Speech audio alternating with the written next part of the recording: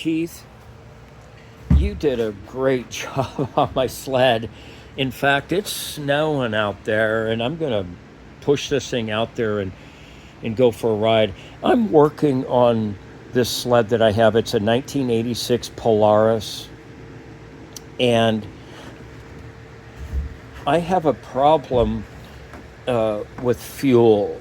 My fuel pump is not pumping fuel, but the real main problem I have is, here's the mix tank. See that mail that comes off? And up there is I stuck this hose on it, on the vent tube. Are these vent tubes, are they just supposed to run wild somewhere and collect air? Or is the oil vent tube supposed to be hooked to the oil somehow? Is the gasoline main line supposed to be hooked to the vent tube?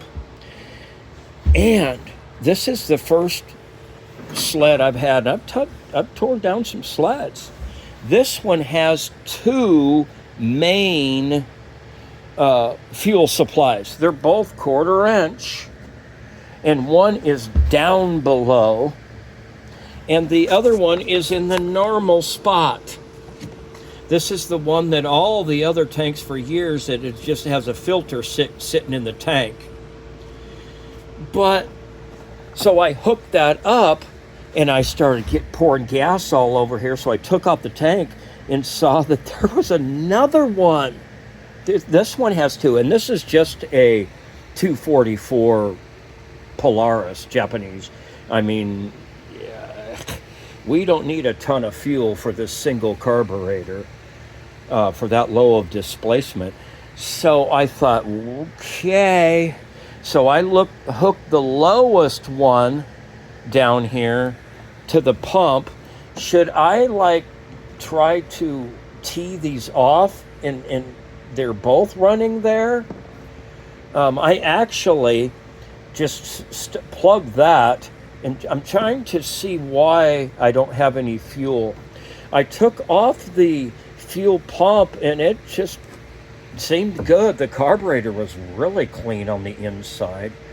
But I thought maybe you could set me straight on the vent tubing, whether the oil or the gas, do they just run wild?